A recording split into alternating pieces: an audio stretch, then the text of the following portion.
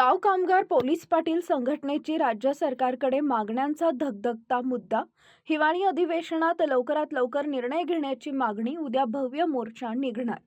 राज्यातील पोलीस पाटलांच्या विविध प्रलंबित मागण्यांबाबत त्वरित निर्णय घ्यावा, अन्यथा आंदोलनाचा पर्याय खुला ठेवण्याचा इशारा गाव कामगार पोलीस पाटील संघटना महाराष्ट्र राज्य यांनी दिला आहे. या संदर्भातील निवेदन हिवाळी अधिवेशनाच्या पार्श्वभूमीवर आमदार, मंत्री व शासनाकडे देण्यात आले. उद्या भव्य मोर्चा निघणार असल्याचे डिजिटल मीडिया भवन इथं पत्रकार परिषदेमध्ये सांगितलंय.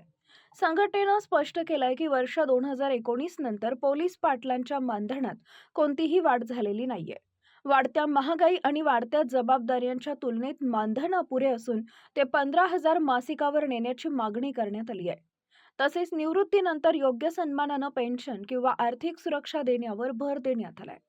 संघटनेच्या प्रमुख मागण्या: पोलीस पाटलांची निवृत्ती वय मर्यादा 60 वर्षांपर्यंत वाढवणे, मानधनात तातडीनं वाढ, कर्तव्यावर मृत्यू झाल्यास पाटलांच्या कुटुंबियांना शासनाकडून मदत, घरकुल, महत्त्वाच्या विभागात प्राधान्यानं भरती, पोलीस पाटलांच्या अधिकारांमध्ये वाढ आणि कामाच्या मर्यादेत स्पष्टता, तालुका व जिल्हा स्तरावर स्वतंत्र पोलीस पाटील भवनांची उभारणी.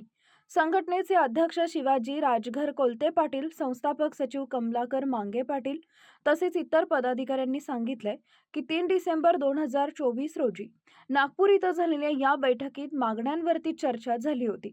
मात्र शासनानं अद्याप ठोस पावलं उचलली नसल्यानं राज्यभरातून नाराजी व्यक्त होती आहे.